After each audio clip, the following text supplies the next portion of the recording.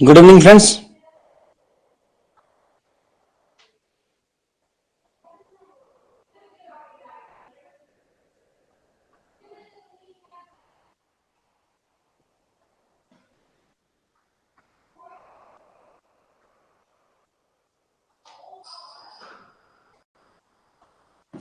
Good evening सभी को। नमस्ते, good evening.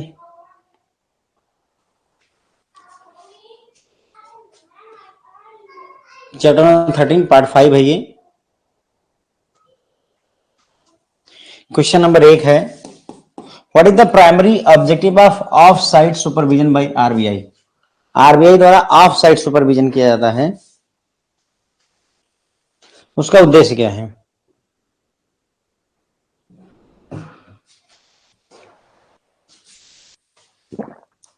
Good evening, good evening.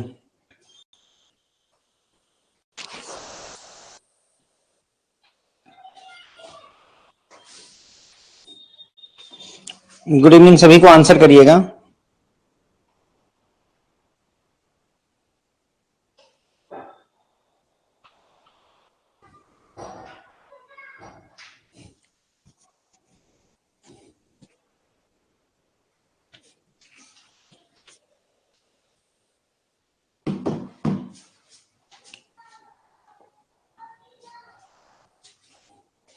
On site supervision का मतलब होता है ब्रांच में जा करके सुपरविजन करना। ऑफ साइट सुपरविजन का मतलब होता है बिना ब्रांच में गए हुए दूर से ही सुपरविजन करना।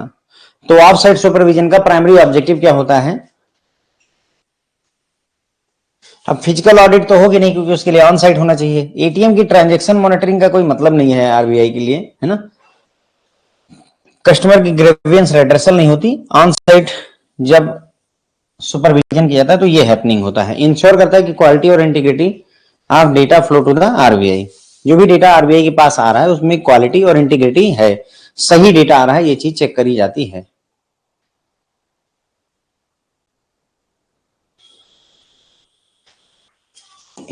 If bank's probability of failure is marginally higher than the supervisory comfort level, यानी कि probability of failure क्या है, ज्यादा है, अधिक है, किससे, सुपरवाइजर के कंफर्ट लेवल से, सुपरवाइजरी कंफर्ट लेवल से। तो उस केस में बैंक को कौन सी रेटिंग प्रोवाइड की जाएगी, कौन सी रेटिंग प्रोवाइड की जाएगी। 5 तरीके की रेटिंग होती है फ्रेंड्स, यहां पर 5 तरीके की रेटिंग होती है, A B C D E. तो आपको बताना है इनमें से कौन सी रेटिंग प्रोवाइड की जाएगी। गुड है, सेटिस्फैक्ट्री है, अनसेटिस्फैक्ट्री है, पुअर है।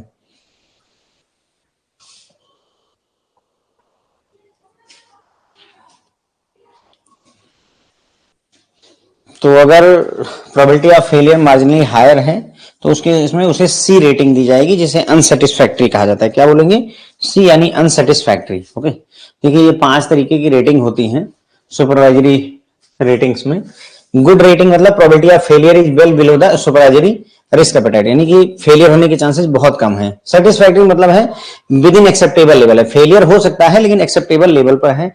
अनसेटिस्फैक्ट्री मतलब हुआ कि जो है प्रोबेबिलिटी ऑफ फेलियर ज्यादा है सुपरवाइजर के कंफर्ट से, सुपरवाइजरी कंफर्ट से। पुअर का मतलब है कि हाई प्रोबेबिलिटी ऑफ फेलियर है और इसको एडिशनल कैपिटल की भी जरूरत पड़ सकती है, बिजनेस रिस्ट्रक्चरिंग की भी जरूरत पड़ सकती है। तो वेरी पुअर में क्या है, bank with this rating is no longer a viable entity and would need to be wound up a merger, मतलब इसको या तो मर्ज कर दिया जाएगा, दूसरे बैंक के साथ अमलगमेट कर दिया जाएगा, यानी एक अच्छी एंटिटी में नहीं आता है।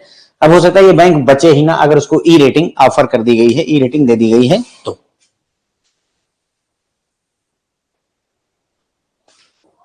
गवर्नेंस इफेक्टिवनेस को मेजर करते समय कौन सा पैरामीटर नहीं यूज किया जाता है। स्ट्रेटजी और पॉलिसी, इंटरनल कंट्रोल और audit, marketing campaign, transparency and public disclosure. तो जब गवर्नेंस का इफेक्टिवनेस चेक किया जाता है, गवर्नेंस का इफेक्टिवनेस जब चेक किया जाता है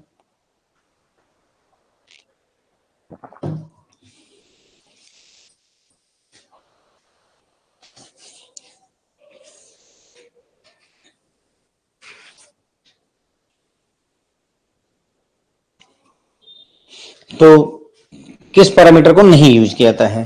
तो गवर्नेंस बैंक में कैसा सिस्टम चल रहा है, तो उसमें यस स्ट्रेटजी और पॉलिसी को देखा जाएगा, इंटरनल कंट्रोल को देखा जाएगा, ट्रांसपेरेंसी एंड पब्लिक डिस्क्लोजर को हम देखेंगे। मार्केटिंग कैंपेन देखने से हमें कोई फायदा नहीं, क्योंकि कैंपेन 2-4 दिन के लिए चल रही होगी, बाद में बंद हो जाएगी, क्या मतलब है उस चीज का। गुड गवर्नेंस से कोई लेना देना नहीं है। ओके, तो competence, strategy, internal control and audit, उसका internal risk management, policy on conflict और ट्रांसपेरेंसी, ये सारी चीजें देखी जाती हैं।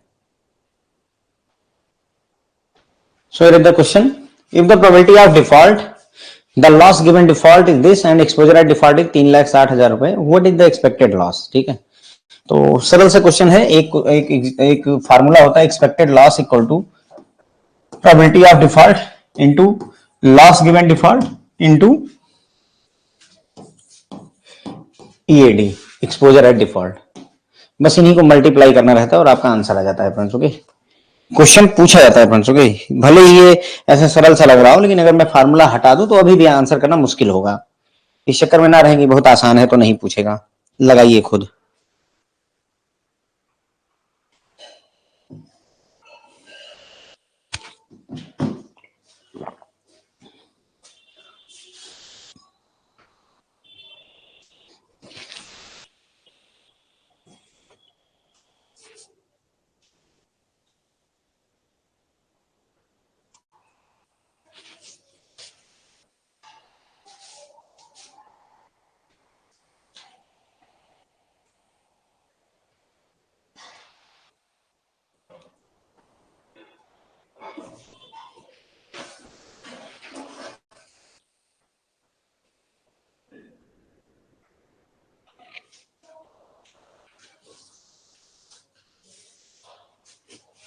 वेरी गुड, अच्छा है, आंसर आ रहा है आपका। ठीक है, तो एक्सपेक्टेड लॉस इक्वल टू, बस ये तीनों को मल्टीप्लाई करना है, probability of default into loss given default into exposure at default. ठीक है, तो प्रोबेबिलिटी ऑफ डिफॉल्ट 25% है, एज इट इज लिख लीजिए, इनटू लॉस गिवन डिफॉल्ट देखिए 5% है, तो ये भी एज इट इज लिख लीजिए, इनटू एक्सपोजर एट डिफॉल्ट आपका 3,60,000 है, तो यहाँ 3,60,000 लिख लीजिए। ठीक है, बस अब क्या है, ये परसेंटेज है तो इनको 25 डिवाइडेड बाई 100 कर लीजिएगा, 5 को 5 डिवाइडेड बाई 100 कर लीजिएगा, इनको 3,60,000 और लिख लीजिएगा। ठीक है, 3,60,000। बस अब उसके बाद में चाहे जीरो से काट लीजिए, जैसे आपको समझ में, 2 जीरो यहाँ, 2 जीरो यहाँ, 4, और मेरे ख्याल से यहाँ पर भी 4 जीरो है हमारे पास में, तो ये आ जाएगा 25 इंटू 5 इंटू 36, मल्टीप्लाई कर लीजिए, आपको आंसर आ जाएगा। कितना आ रहा है? 4500। ठीक, एक्सपेक्टेड लॉस जो है 4,500 रुपए का निकल कर आ रहा है अपने को। कितना? 4,500 रुपए निकल करके आ रहा है। Okay, expected loss, probability of default, loss given default into exposure at default, 25%, 5%, 3,60,000, 4,500 रुपए निकल करके आ जाएगा। एक केस स्टडी है आपके लिए, इसी में 3-4 क्वेश्चन इसी से रिलेटेड ही करेंगे, जो अभी पढ़ा है, whatever you have done here, इसी चीज पर ही करेंगे। बस थोड़ा सा यहाँ क्या प्रोबेबिलिटी ऑफ डिफॉल्ट आपको सीधे दे रखी है, वहां टेबल को रेफर करेंगे, बस इतना फर्क आ जाएगा, बाकी सेम काम करना है हमें। Okay, so here is the case study. Probability of default आपको इस चार्ट से निकालनी है। ओके, इस चार्ट में डिफॉल्ट प्रोबेबिलिटी दे रखी है कि अगर रेटिंग इतनी है और जो पीरियड ऑफ मेच्योरिटी या फिर जो है जो रिमेनिंग टाइम ऑफ पीरियड है, अगर 2 साल है तो इतनी प्रोबेबिलिटी लेनी, अगर 4 साल है तो इतनी प्रोबेबिलिटी लेनी, डेटा दिया हुआ है। साथ ही साथ और डेटा दिया है कि बेस रेट 8% का है, यानी कि अगर बैंक ने किसी को लोन देना है, तो उस पर 8% का इंटरेस्ट चार्ज करेगा। लेकिन है ना, ये किस पर चार्ज करेगा? अगर 4 टाइम्स ए रेटेड है और 2 साल के लिए लोन है, तब 4 टाइम्स ए रेटेड है और 2 साल के लिए लोन है तो 8% का इंटरेस्ट चार्ज होता है। ठीक, ये थोड़ा समझना जरूरी है, यानी कि अगर ये वाला इंसान जाए और 2 साल के लिए अगर लोन लेगा तो उस पर 8% का ब्याज चार्ज किया जाएगा।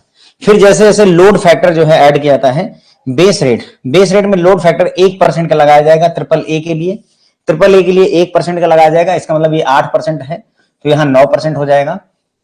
2% लगाया जाएगा डबल ए के लिए, तो 8% है, 10% हो जाएगा। ठीक है, 3% लगाया जाता है किसके लिए? ए रेटिंग के लिए, तो ये आपका 11% हो जाएगा। समझ में आ रहा होगा आपको।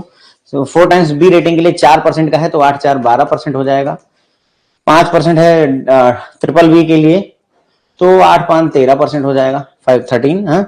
और 6% है डबल बी रेटिंग के लिए, यानी कि 14%। कैसे? अपना 8% बेस रेट था और 6% और बढ़ गया, 14% हो गया। ठीक है, ये समझिए बात को। उसके बाद में कह रहा है कि load factor is further increase by 2% for each additional maturity of 2 years. यानी हर एक 2 साल की मेच्योरिटी की अगर बढ़ती है तो उसके लिए 2% का और जो है यहां पर लोड फैक्टर ऐड कर दिया जाएगा। इसका मतलब ये है सर कि अगर जैसे मेच्योरिटी 2 साल की थी, अब कितनी है मेच्योरिटी? 4 ईयर की हो गई। ठीक है, तो यानी 2 साल बढ़ गई, तो 2 साल जब बढ़ेगी तो इस पर जो लोड फैक्टर है वो 2% बढ़ जाएगा। अब ये 10% हो जाएगा। देखिए क्या लिखा हुआ है कि load factor is further increase by 2% for each additional maturity of 2 years. हर 2 साल के लिए। समझ में नहीं आ रहा है? बहुत तगड़ी बात है। चलो नहीं टेबल नहीं सीखना यार, समझा रहा हूं जो, थोड़ा सा ध्यान दो। चलो कोई नहीं, फिर से नए सिरे से शुरुआत करते हैं। ठीक है,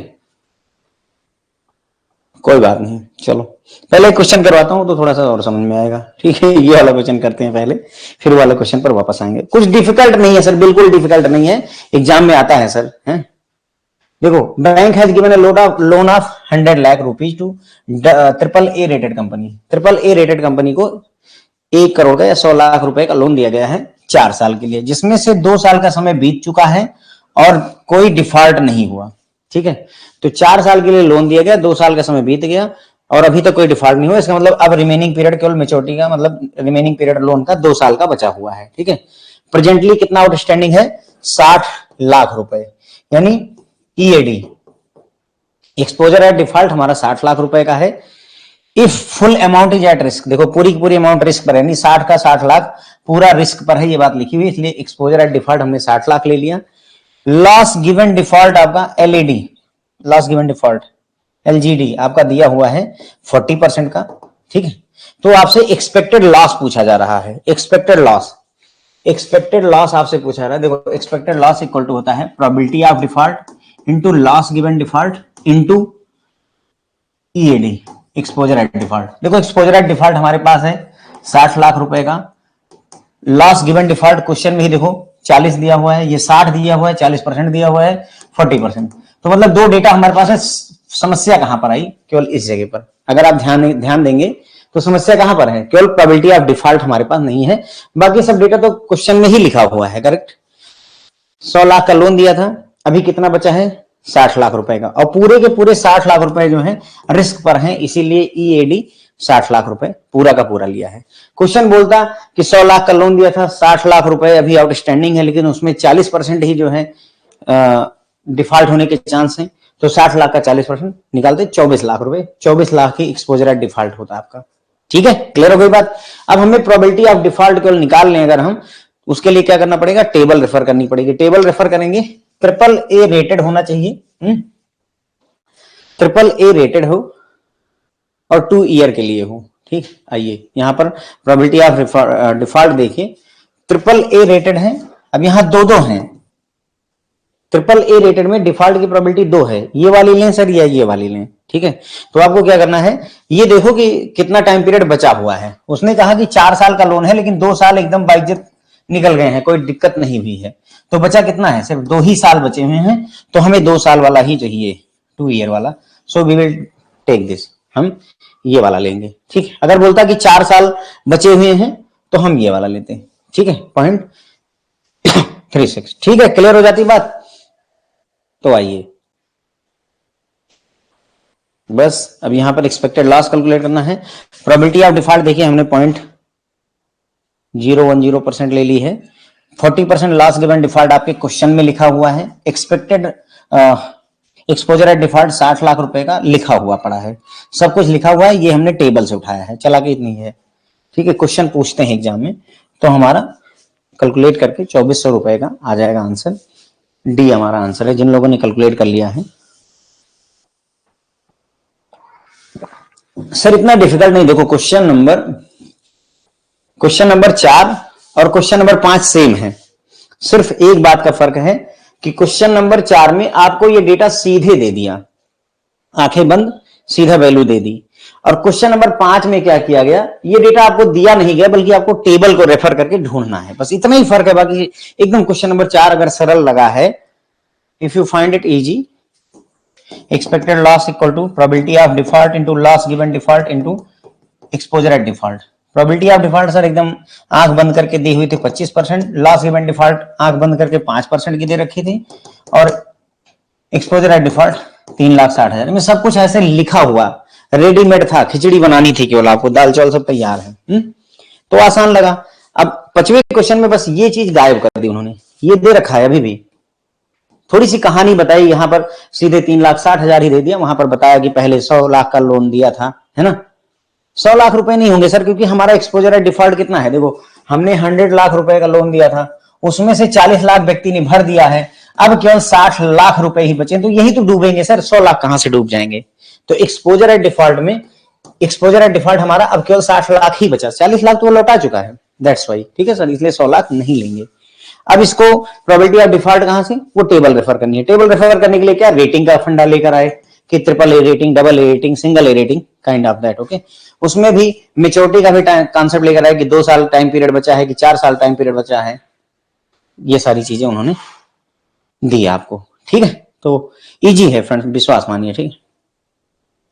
तो यही क्वेश्चन में देखिए, हमारा 100 लाख का लोन था, बचा कितना था, आउटस्टैंडिंग 60 लाख है, 40 लाख आ चुके हैं, तो बात खत्म हो गई। हमारे लिए 60 लाख काम का है, पूरी की पूरी अमाउंट लिखी हुई कि रिस्क पर है, तो ईएडी हमारा 60 लाख हो गया, लॉस गिवन डिफॉल्ट 40% हो गया, तो सिर्फ प्रोबेबिलिटी ऑफ डिफॉल्ट बची। प्रोबेबिलिटी ऑफ डिफॉल्ट के लिए ट्रिपल ए रेटिंग हमने यूज में ले ली, ट्रिपल ए रेटिंग जाकर के रेफर किया, तो वहां ट्रिपल ए रेटिंग में दो चीजें दे रखी भाई, ट्रिपल ए रेटिंग में 2 साल बचा है तो 0.1% और 4 साल बचा है तो 0.36% का कॉन्सेप्ट है, ठीक है।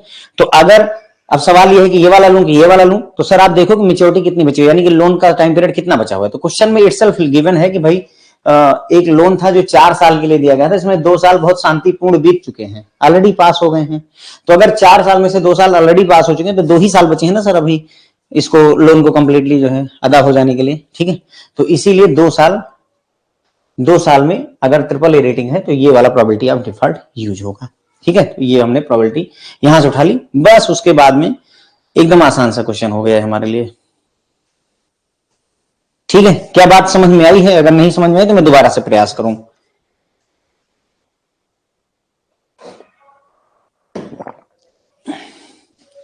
सर 3 ईयर के लिए नहीं डेटा गिवन है, नहीं दिया हुआ है, ना पूछते भी नहीं है सर। 2 साल के लिए देखें, यहां पर भी इन्होंने यही दिया कि फर्दर हर 2 साल के लिए 2 एज एडिशनल में। समझ में आ गया, ठीक है। चलिए फिर आगे बढ़ते हैं, ठीक है। अब अगला क्वेश्चन मैं करवाऊं, इसी के लिए मैं वो समझा रहा था, लेकिन चलो कोई नहीं, अगला क्वेश्चन छोड़ते हैं, उसके और आगे चलते हैं, थोड़ा और आपके अंडरस्टैंडिंग बढ़ाते हैं, जो कमी रहेगी वो यहां पूरी करेंगे, ठीक है। ठीक है, चाहे ये वाले चार्ट की आप स्क्रीनशॉट अगर अलाउ कर रहा हो तो स्क्रीनशॉट ले लीजिए, इस चार्ट की हमें जरूरत पड़ेगी, इस चार्ट की जरूरत हमें पड़ने वाली है।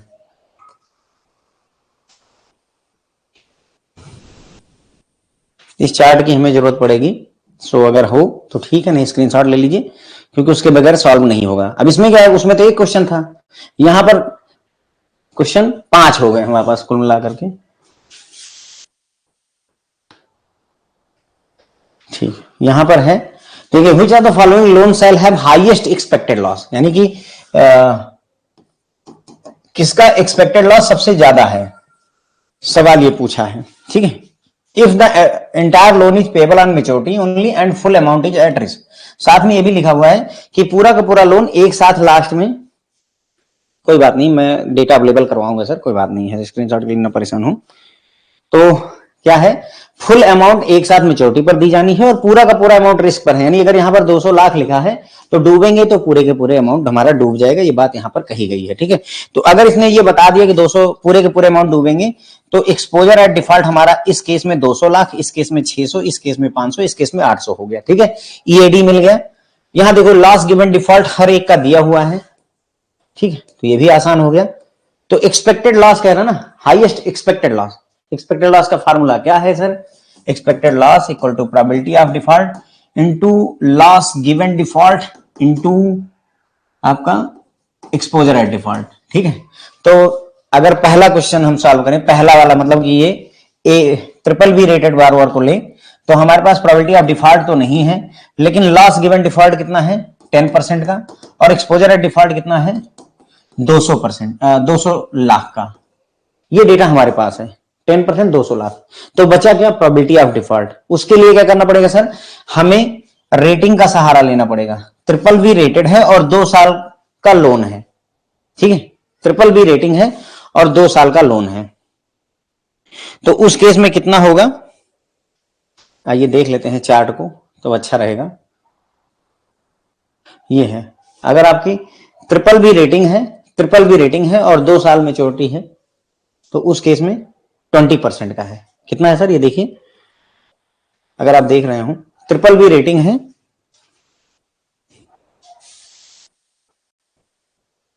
ट्रिपल बी रेटेड है और 2 साल के लिए है, the loan is for 2 year, तो 20% हम लेंगे, ठीक है। तो 20% हमको लेना है, तो आइए कैलकुलेट करते हैं। ये expected loss equal to probability of default into loss given default into एक और होता है ईएडी, एक्सपोजर एट डिफॉल्ट, ठीक है। प्रोबेबिलिटी ऑफ डिफॉल्ट अभी आपने देखा 20% है, इनटू लॉस गिवन डिफॉल्ट कितना है? 10% का है, ये देखिए क्वेश्चन में यहां पर दिया हुआ है। और एक्सपोजर एट डिफॉल्ट कितना है? पूरा का पूरा अमाउंट है, तो 200 लाख रुपए हमारे पूरे के पूरे डूबने के चांस हैं, 200 लाख। अब इसको कैलकुलेट कर लीजिए, देखिए कितना आता है आपका। इसको कैलकुलेट कर लीजिए, देखिए कितना आता है।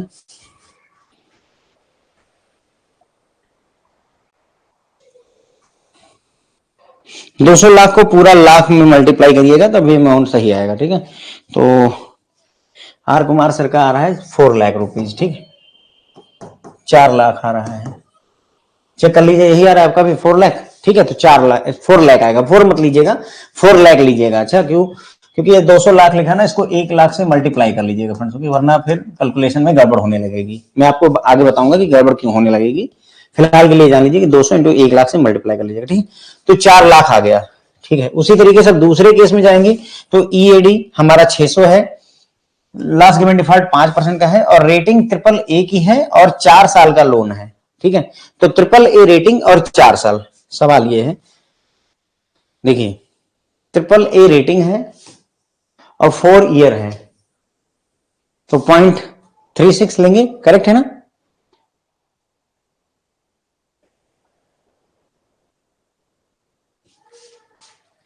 .36 लेंगे क्योंकि हमारा ट्रिपल ए रेटिंग है और 4 ईयर के लिए है। तो इसके लिए अगर हम कैलकुलेट करें तो हमारा हो जाएगा expected loss equal to probability of default कितनी है? अभी हमने देखा था 0.36% into loss given default is 5% into कितना अमाउंट है हमारा exposure at default 600 into lakh में है, तो 1 लाख से और मल्टीप्लाई मैंने कर दिया। अब इसको कैलकुलेट कर लीजिए कितना आ रहा है आपका।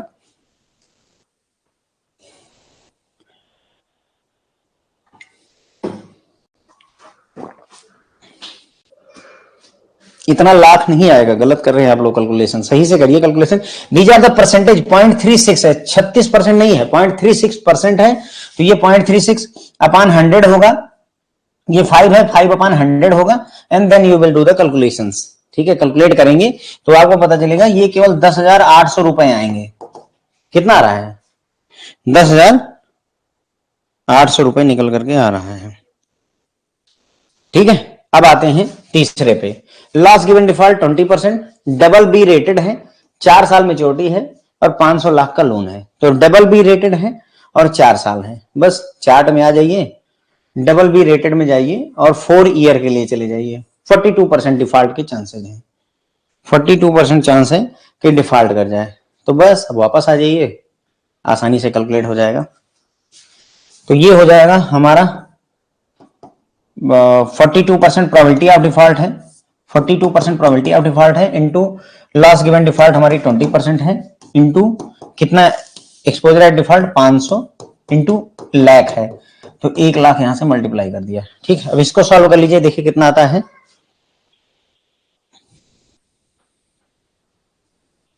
इसको कैलकुलेट करेंगे तो ये फ्रेंड्स 42 लाख रुपीज आ रहा है, 42 लाख आ रहा है, ठीक है। तो हमारा इसमें आपको याद हो 4 लाख आया था, इसमें 10,800 आया था, इसमें 42 लाख रुपए आए हैं, करेक्ट है ना। अब एक चौथा बचा है, वो भी चेक कर लिया जाए तो काम हो जाएगा, ठीक है। अब आसान हो गया ना मेरे ख्याल से, अब दिमाग खुल गया होगा कि हाँ व्हाट इज हैपनिंग, ठीक है, समझ में आ गया होगा कि हाँ भाई क्या चल रहा है। अब यहाँ अमाउंट ये दे रखी है, लास्ट गिवन डिफॉल्ट 15% का है। अब हमें बस डबल ए रेटेड के लिए अगर 2 साल का पता हो तो फिर 1 सेकंड का काम है, हमें कहीं जाने की जरूरत नहीं, मैं यही बता देता हूं। डबल ए रेटेड है, डबल ए रेटेड है और कितने 2 ईयर के लिए अगर है तो 0.24 है फ्रेंड्स, कितना है 0.24% है प्रोबेबिलिटी ऑफ डिफॉल्ट। ठीक है, चार्ट अगर कहिए तो दिखा दूं, अदरवाइज अपन कैलकुलेट कर सकते हैं। ठीक है, तो ये हो जाएगा हमारा कितना, probability of default 0.24% into last given default 15% into हमारा 800 इंटू 1 लाख, ये पूरा अपना उस पे है, एक्सपोजर एट डिफॉल्ट है। तो इसे कैलकुलेट कर लीजिए कितना आएगा, देखिए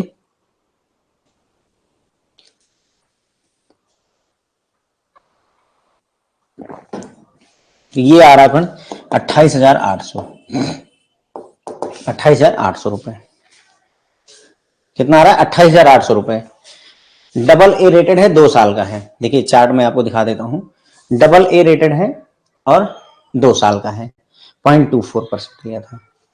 नहीं, टेबल मिलेगी आपको, ये table will be given in examination और इसकी वैल्यू बदलती रहती है, ऐसा कुछ है नहीं, ये कोई फिक्स वैल्यू नहीं, रटना नहीं है, ये टेबल आपको एग्जामिनर खुद देगा बना करके अपने हिसाब से। ठीक है, तो अगर हम देखें एक्सपेक्टेड लॉस 4 लाख रुपीज का है, 10,800 रुपए का है और ये हुआ था हमारा 42 लाख रुपए का, और यहां पर 28,000 समथिंग हुआ था, कितना हुआ था सर 28,800 रुपए का। तो बस अब पूछ रहा है कि हाईएस्ट एक्सपेक्टेड लॉस, तो हमारा सी वाला हो जाएगा। अगर लोवेस्ट पूछता, मान लो इसी क्वेश्चन में लोवेस्ट पूछता तो बी वाला हो जाता। ठीक है, जैसा भी आपसे क्वेश्चन पूछ ले वैसा आप आंसर कर सकते हैं। असेंडिंग ऑर्डर डिसेंडिंग ऑर्डर में भी पूछ लेते हैं, still you can answer it. ठीक है, बात मेरे ख्याल से अब थोड़ा डाइजेस्ट हुई होगी, समझ में आया होगा चल क्या रहा है। क्वेश्चन नंबर 6 समझाने के लिए मुझे आपको टेबल फिर से समझानी पड़ेगी, जो मैं आपको बात समझा रहा था।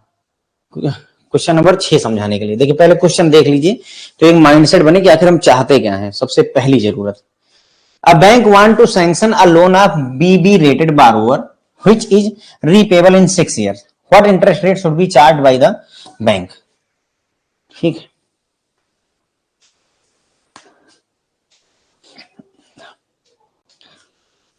रेटिंग से सर आइडिया लग रहा है ठीक है, एग्जाम में एक बार कैलकुलेट कर लीजिएगा, वो भी सब खेले बैठे रहते हैं आईआईबीएफ वाले, गड़बड़ करवा देंगे। ठीक है, तो बीबी रेटेड हमारा बारोअर है, उसको 6 साल में रीपेबल लोन चाहिए, क्या इंटरेस्ट रेट आप चार्ज करोगे। आपको याद होगा कि बेस रेट 8% का है अगर 4 रेटिंग है और 2 ईयर मेच्योरिटी है। 2 ईयर के लिए अगर कोई लोन ले 4 टाइम्स ए रेटिंग हो तो 8% का इंटरेस्ट लगता है। उसके अलावा हर एक रेटिंग के लिए लोड फैक्टर लागू होता है, कितना लोड फैक्टर लगेगा। फिर मेच्योरिटी में भी हर 2 साल के लिए 2% का एडिशनल लगता है, करेक्ट है ना। तो वही मैं आपको समझा रहा था कि अगर हमारा बीबी रेटेड बारोअर हो सर, 6 साल में लोन चुकाए तो कितना इंटरेस्ट चार्ज करिएगा, 12%, 10%, 18% और 20%, कैसे निकलेगा वही मैं आपको यहां कैलकुलेट करना सिखा रहा हूं सर। तो ये पूरी थोड़ी कहानी पढ़नी पड़ेगी जो यहां बात बताई गई है, अब आप समझिए फिर से तो थोड़ा समझ में आएगा। The base rate of bank is 8%, जो कि चार्ज किया जाता है 4 टाइम्स ए कैटेगरी के बारोअर के फॉर ए 2 ईयर लोन। यानी कि अगर ये 4 टाइम्स ए रेटिंग का बारोअर हमारे पास आता है और बोलता है कि सर हमको लोन चाहिए, तो हम बिल्कुल लोन देंगे, 8% का इंटरेस्ट चार्ज करेंगे, बशर्ते कि तुम सिर्फ 2 ही साल के लिए लोन ले, तो 2 साल के लिए लोन लोगे तो मैं तुमसे 8% चार्ज करूंगा। फिर उन्होंने कहा कि चलो ठीक है, 4 टाइम्स ए वाला कस्टमर नहीं आता, हमारे पास डबल बी वाला कस्टमर आ जाए तो क्या करेंगे। उन्होंने कहा कि अगर डबल बी वाला कस्टमर आता है तो कोई चिंता की बात नहीं है, तुम ये चार्ट देखो, बोलते हैं कि डबल बी वाले के लिए 6% का लोड फैक्टर लगा दो, यानी कि 8% तो दे ही रहे थे, 6% और दबा दो इसको। ठीक है, तो 8 से 14% वसूल लो लोड फैक्टर से। क्या अब बात समझ में आ रही है? शायद अब आपको बात समझ में आ रही होगी। अच्छा ये चल रहा है, ओके। अब सोचो कोई कस्टमर आ गया, उसकी ए रेटिंग है, वो बोलता है सर हमसे कितना लीजिएगा, तो कोई नहीं चार्ट देख लेते हैं सर, 8% तो देना ही है और ए रेटिंग के लिए 3% का फैक्टर है, तो 8 3 11 हो गया सर, 11% का लोड हमने लगा दिया इसके ऊपर। ठीक है, 11% चार्ज कर लिया। ठीक है, मान लो कोई और कस्टमर आता है, उसकी ट्रिपल बी रेटिंग है, इसको कितना चार्ज करिएगा सर, ट्रिपल बी रेटिंग के लिए 5% का लोड फैक्टर है, 8 यहां पर था, 8 5 13% का इंटरेस्ट लग गया इसको। ठीक है सर, क्या यहां तक बात समझ में आ रही है? अगर आ रही हो तो आगे बढ़ूं मैं। ना समझ में आ रही हो तो ठीक है। तो अब अगर मान लो ट्रिपल ए रेटेड है तो भाई ट्रिपल ए रेटेड के लिए लोड फैक्टर 1 का है 8 और 1 9%। डबल ए के लिए 2% का है तो 8% तो चाहिए ही, 2% और लूंगा तुमसे, 8 2 10%। 4 टाइम्स बी के लिए कितना है सर? 4 टाइम्स बी के लिए सर 4% का है तो 8 4 12% मैं आपसे वसूलूंगा। यहां तक तो मेरे ख्याल से कोई क्लियर दिक्कत नहीं होनी चाहिए, ठीक है। अब आता है कि 4 साल वाले के लिए क्या होगा। चलो 2 साल के लिए तो आपने बता दिया सर, मुझे 8 साल के लिए चाहिए, मुझे 10 साल के लिए चाहिए, मुझे 12 साल चाहिए, क्या करूं मैं? तो उस केस में ये वाली बात पढ़िए, load factor is further increase by 2%। Load factor को फिर से 2% बढ़ा दिया जाता है हर एक एडिशनल मेच्योरिटी ऑफ 2 ईयर। अगर मेच्योरिटी 2 साल से बढ़ेगी तो 2% और आपके ऊपर लोड फैक्टर चढ़ाएंगे, ठीक है। तो अगर मेच्योरिटी 2 साल की थी तो ठीक था, अब अगर ये 2 साल और बढ़ गई, 2 साल की थी 2 साल और बढ़ी तभी तो 4 साल की हुई, तो 2 साल बढ़ने पर हम 2% और लोड फैक्टर बढ़ा देंगे। तो इसका मतलब 8% जो लेते थे उसी व्यक्ति से हम 10% लेंगे 4 साल के लिए, ठीक है। क्या बात समझ में आ रही है? 2 साल के लिए अगर 4 टाइम्स ए रेटिंग थी तो हमने उससे कितना चार्ज किया? 8% बेस है।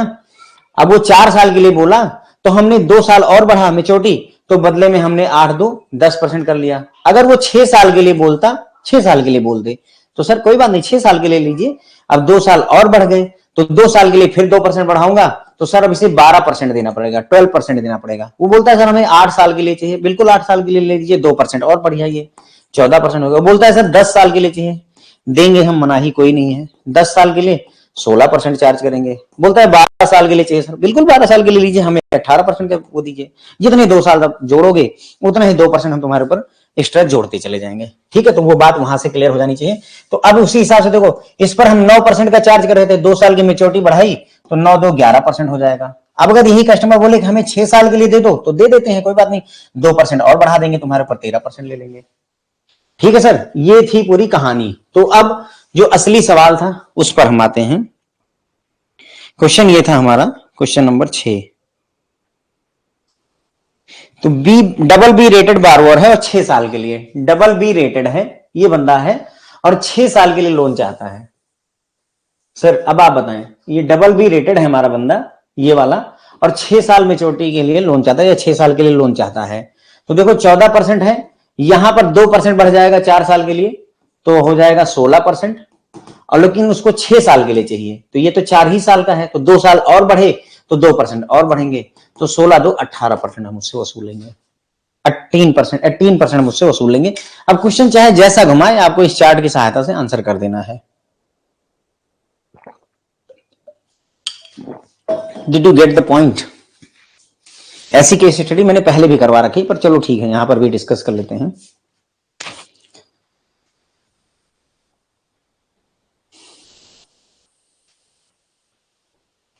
सर थोड़ी सी मेहनत करनी पड़ेगी आपको अपने एंड पर, मैंने अपनी तरफ से पूरा एफर्ट लगाया, ठीक है। तो 18% हो जाएगा हमारा इसमें आंसर, ठीक है। तो डबल बी रेटेड है, 6 साल की वो है, तो 18% का हो गया। कैसे हुआ था? याद हो आपको 8% बेस रेट था, डबल बी के लिए 6% और जो है जुड़ता था लोड फैक्टर, तो 8 से 14% हुआ था। उसके बाद में 4 साल के लिए 2 2 4% और जुड़ेगा तो 18% हो जाएगा। समझेंगे तो ये बहुत आसान है, बहुत ही आसान है, बशर्ते कि आप समझ जाएं, ठीक है। क्वेश्चन नंबर 7 हो ही चुका था। क्वेश्चन नंबर 8 एग्जाम में आया हुआ क्वेश्चन है। This is question which was asked in the examination. ये क्वेश्चन ट्राई करें।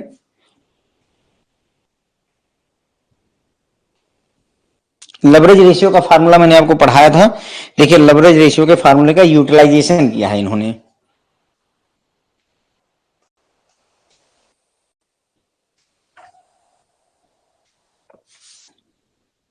लेवरेज रेशियो 4.5% का है। टायर 1 कैपिटल जो बैंक की है वो 11,550 की है करोड़ में। तो बैंक का एक्सपोजर बताना है। फार्मूला क्या होता है लेवरेज रेशियो का, याद करिए। कैपिटल एक्सपोजर, कैपिटल मेजर होता है, ठीक है।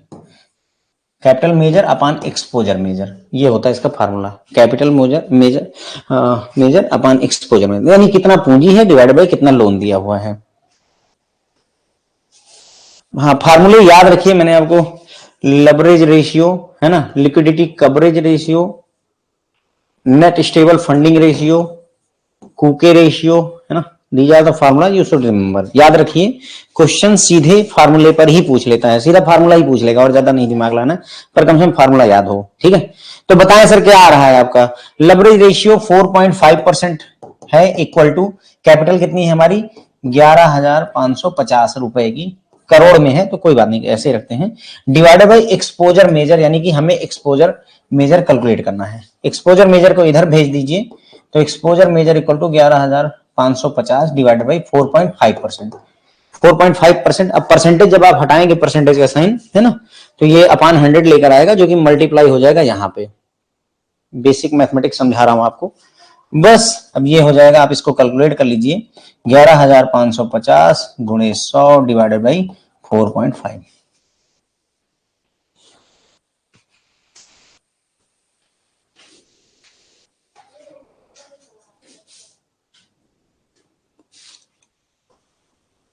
So answer will be B. Okay.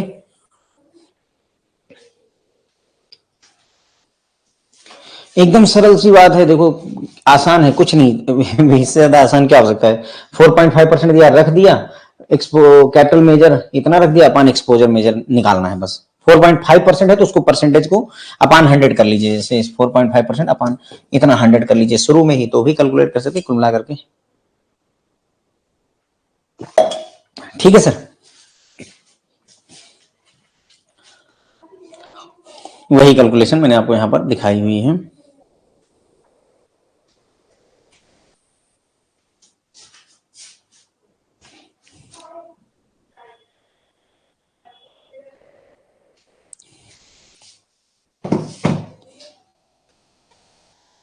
As per foundation internal risk based approach, which are the following parameter is estimated by bank? कौन सा पैरामीटर बैंक द्वारा एस्टिमेट किया जाता है, सवाल ये है, आपसे पूछा गया है। फाउंडेशन अप्रोच में दो अप्रोच होती है, फाउंडेशन और एडवांस्ड, ठीक है, फाउंडेशन और एडवांस्ड। तो फाउंडेशन में वही जो अपना अभी हमने नहीं किया था, expected loss, probability of default, loss given default, exposure at default, maturity, चार चीजें होती ना। तो इनमें से कौन सी चीज है जो बैंक द्वारा एस्टिमेट की जाती है? ये तगड़ा क्वेश्चन है, एक ही बार अभी तक पूछा गया है, पर अच्छा क्वेश्चन है अपने आप में।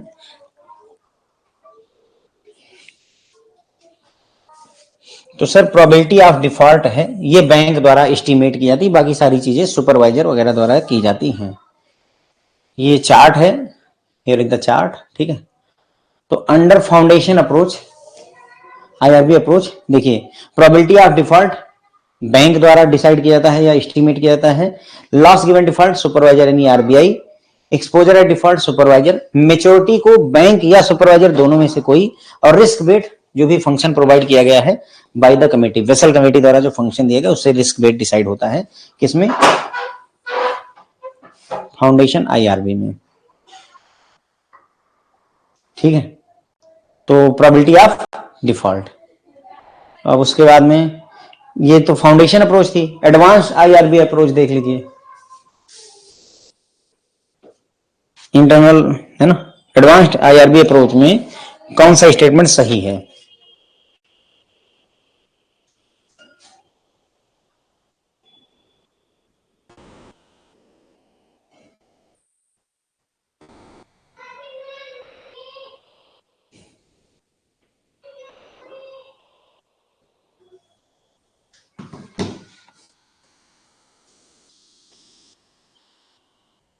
तो एडवांस्ड अप्रोच में probability of default, loss given default और एक्सपोजर एट डिफॉल्ट, ये सारी चीजें बैंक द्वारा एस्टिमेट की जाती हैं यूजिंग इंटरनल मॉडल। लेकिन कौन डिसाइड करता है?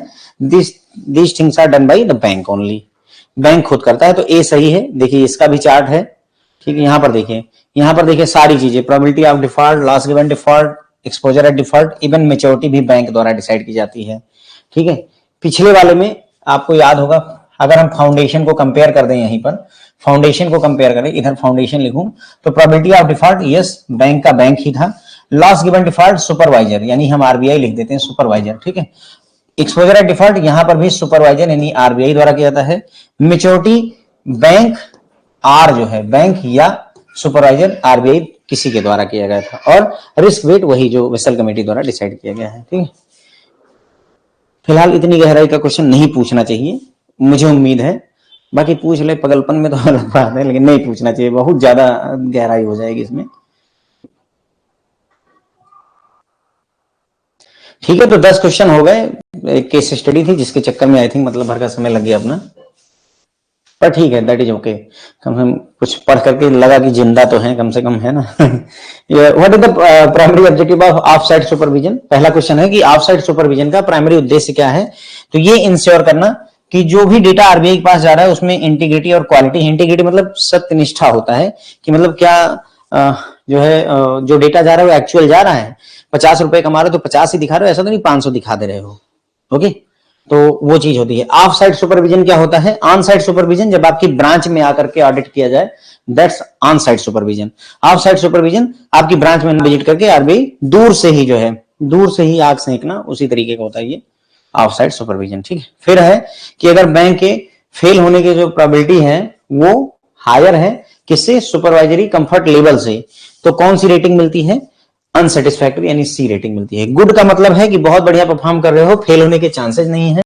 बी का मतलब है कि फेल हो सकते हो, लेकिन मतलब जो प्रोबेबिलिटी ऑफ डिफॉल्ट है वो विद इन एक रेंज है, फेलियर की जो प्रोबेबिलिटी है वो एक रेंज में है, हम मैनेज कर लेंगे।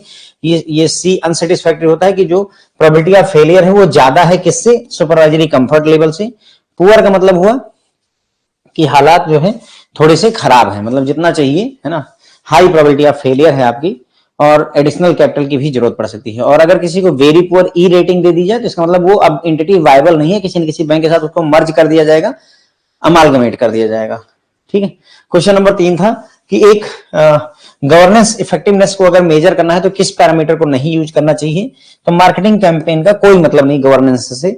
स्ट्रेटजी, पॉलिसी ठीक है, इंटरनल कंट्रोल देखो, ट्रांसपेरेंसी वगैरह देखो, ये सारी चीजें देखना चाहिए, लेकिन मार्केटिंग कैंपेन का गवर्नेंस से कोई लेना देना नहीं है। ठीक है, फिर क्वेश्चन नंबर 4 था हमारा कि एक्सपेक्टेड लॉस कैलकुलेट करना है। तो फार्मूला है expected loss equal to probability of default into loss given default into exposure at default. ठीक है, सारी वैल्यू दी हुई है। प्रोबेबिलिटी ऑफ डिफॉल्ट 25% है, लॉस गिवन डिफॉल्ट आपका 5% है, और एक्सपोजर एट डिफॉल्ट आपका 3,60,000 है। क्वेश्चन में एज इट इज दिया हुआ है, बस केवल कैलकुलेशन करनी है आपको। कैलकुलेट करेंगे तो मेरे ख्याल से 4500 रुपीज निकल करके आ जाता है, 4500 रुपए निकल करके आ जाता है। फिर आ गई थी फ्रेंड्स केस स्टडी।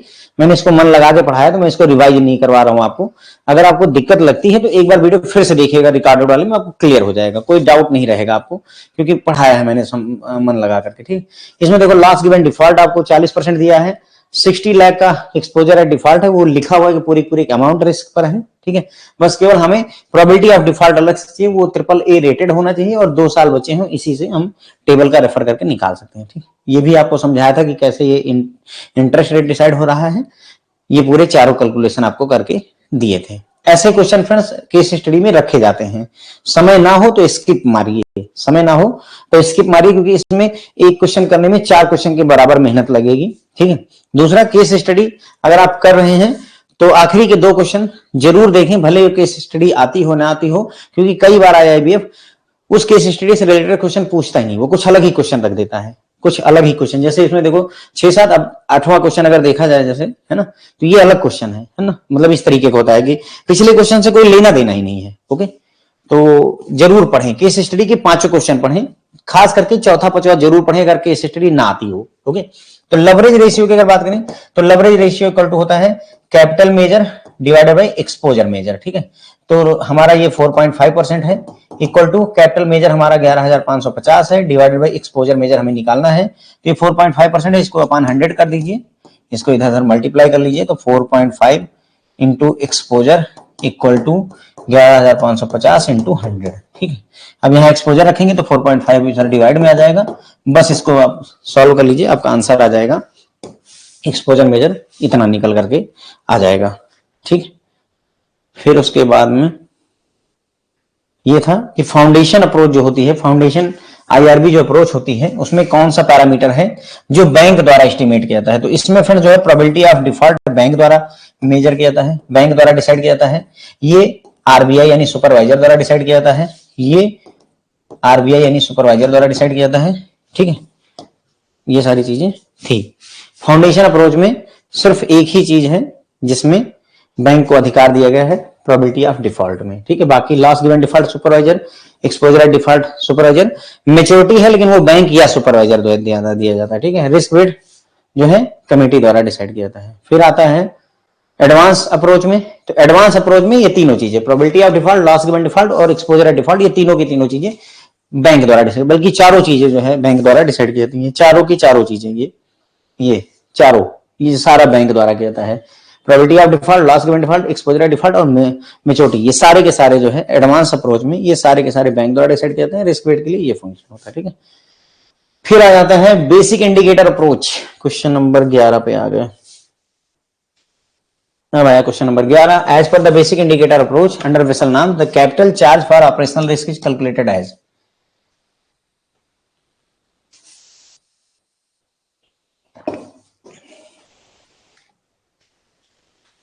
तो बेसिक इंडिकेटर अप्रोच में capital charge for operational risk कैसे कैलकुलेट किया जाता है? 15% of average gross income of last 3 year, last 3 year की जो एवरेज ग्रॉस इनकम है उसका 15% कैलकुलेट करते हैं। इसी 15% को ही फ्रेंड्स अल्फा भी कहा जाता है, इसी 15% को ही अल्फा भी कहा जाता है।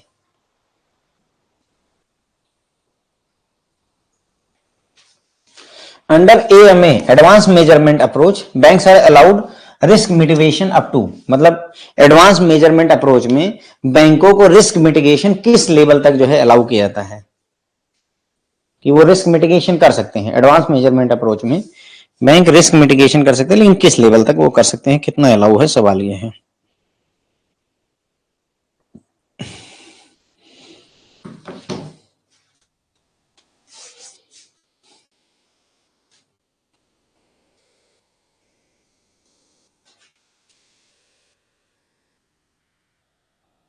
हाँ, एक्सेप्ट जीरो आर नेगेटिव, वो तो रहता ही है सर ना। पास्ट 3 ईयर का जो एवरेज ग्रॉस इनकम होता है उसका 15% लेते हैं, लेकिन निगेटिव और 0 ईयर को छोड़ करके, ठीक है। एडवांस मेजरमेंट अप्रोच में रिस्क मिटिगेशन बैंक द्वारा मैक्सिमम 20% किया जा सकता है, मैक्सिमम 20% किया जा सकता है। तो बेसल अलाउ करता है risk mitigation up to 20% in AMA advance measurement approach में।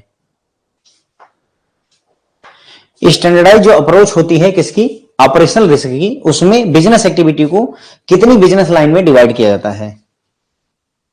एडवांस सॉरी ऑपरेशनल रिस्क की स्टैंडर्डाइज अप्रोच होती है, उसमें बिजनेस जो बैंक का बिजनेस होता है, मिटिगेशन मतलब कम करना होता है सर, रिस्क को मिटिगेट करना, कम करना, रिस्क को मैनेज करना, कम कर देना।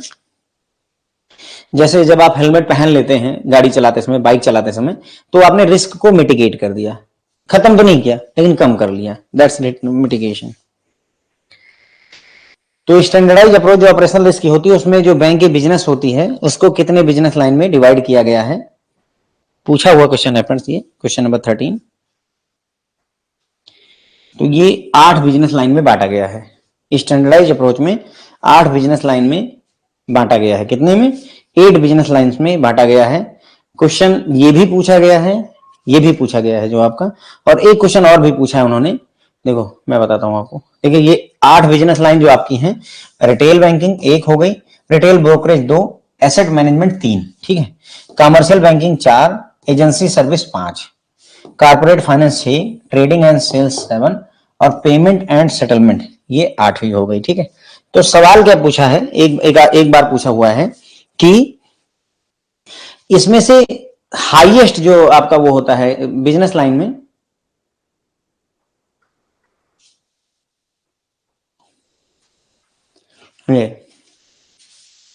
कैपिटल चार्ज 18, यहां 12% का है, यहां पर 15% का है, यहां पर 18%, तो किसमें हाईएस्ट कैपिटल चार्ज जो है लगाया जाता है, तो उन्होंने ऑप्शन कैसे दिया हुआ था, जैसे corporate finance, commercial banking, retail brokerage, ऐसे 4 ऑप्शन दे दिए। सोचिए कि आपने पहला, दूसरा और तीसरा दे दिया, पहला, दूसरा और तीसरा दे दिया, और एक जो है छठवां दे दिया, ठीक है। तो पूछा था इसमें किसमें हाईएस्ट जो है वो कैपिटल चार्ज मेंटेन करना पड़ता है, तो ऑब्वियसली कारपोरेट फाइनेंस के लिए होगा। तो आप ये मतलब मेरा कहने मतलब है कि आपको ये याद रहना चाहिए, ये चार्ट याद रहना चाहिए कि 12% किसके लिए, रिटेल बैंकिंग, रिटेल ब्रोकरेज और एसेट मैनेजमेंट के लिए है, 15% कमर्शियल बैंकिंग और एजेंसी सर्विसेज के लिए है, और 18% corporate finance, trading and sales और पेमेंट एंड सेटलमेंट के लिए है। ये आपको याद रहना चाहिए, यहां से भी क्वेश्चन उठाते हैं। तो 8 बिजनेस लाइन ही, ये 8 की 8 बता दी मैंने और इनके परसेंटेज भी आपको रिस्पेक्टिवली बता दिए। क्वेश्चन नंबर 14 है, during the regime of Basel 1 which are the following risk has been recognised.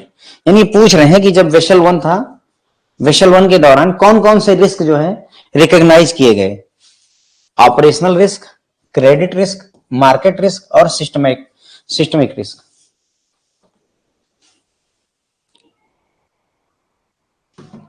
Question number 14 answer करें, देखें अगर आपको पता हो।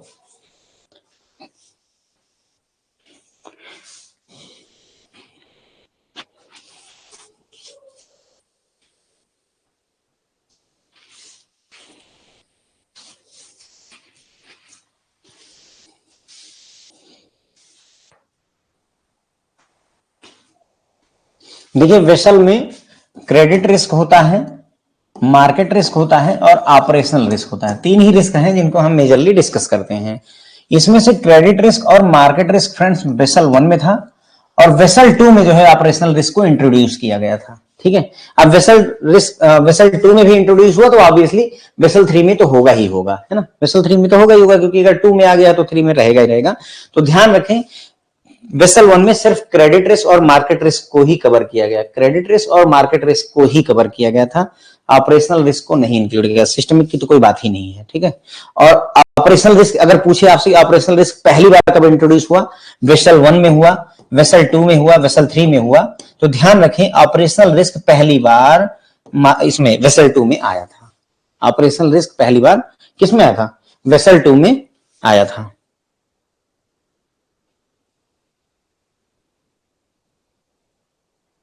ये देखिए ना, पीरियड जो है 1988 से लेकर के 1996 का वेसल 1 रिजाइम कहलाता है, जिसमें रिकॉग्नाइज किया गया क्रेडिट रिस्क को और मार्केट रिस्क को। इन्हीं 2 रिस्क को ही रिकॉग्नाइज किया गया था। अब ये है सवाल, which are the following approaches does not fall under the capital requirement for market risk as outline by in pillar 1 of Basel 2। Basel 2 में पिलर 1 में मार्केट रिस्क को कैलकुलेट करने के 3 अप्रोचेज बताई गई। कौन सी अप्रोच मार्केट रिस्क को calculate करने के काम नहीं आती, सवाल ये है आपसे सर।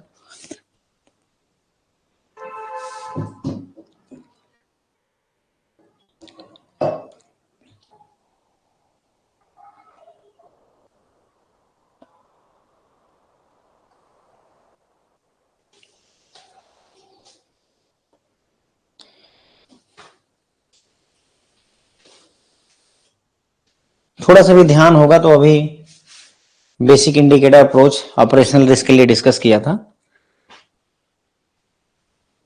तो स्टैंडर्डाइज अप्रोच ड्यूरेशन वाली, स्टैंडर्डाइज अप्रोच मैच्योरिटी मेथड और इंटरनल मॉडल मेथड होते हैं, लेकिन बेसिक इंडिकेटर अप्रोच नहीं होती है।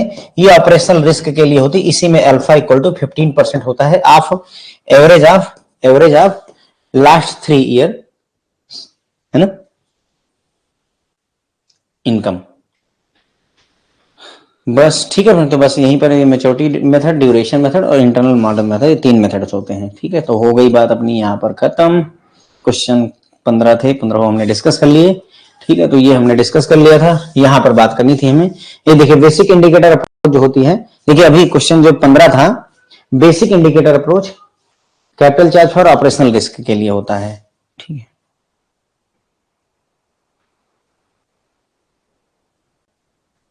तो इसमें क्या होता है, बेसिक इंडिकेटर अप्रोच में कैसे कैपिटल चार्ज कैलकुलेट है, 15% of average gross income over 3 year, पिछले 3 साल में जो एवरेज ग्रॉस इनकम है उसका 15% कैलकुलेट किया जाता है। ये हो गया क्वेश्चन नंबर 11।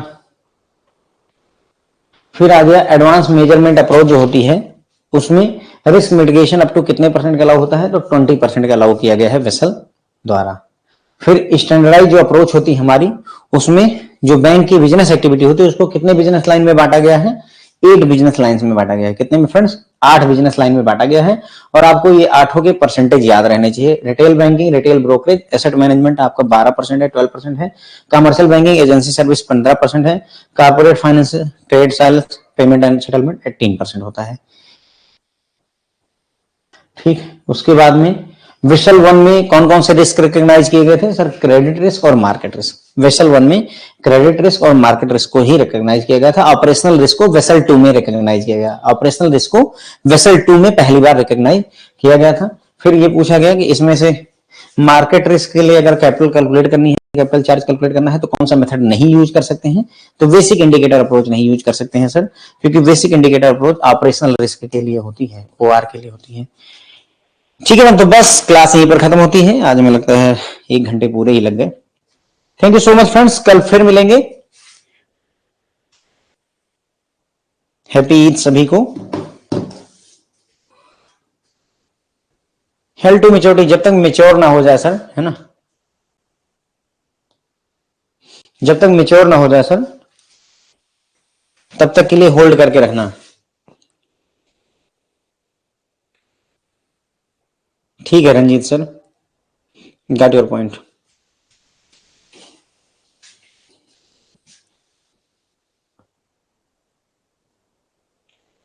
सर ये चैप्टर नंबर 13 ही डिस्कस कर रहे हैं अभी अपन, ठीक है ना। अच्छे क्वेश्चंस बनते हैं इसमें से, क्वेश्चंस आते हैं, मैंने आपको बताया हुआ है कि हाँ। Thank you.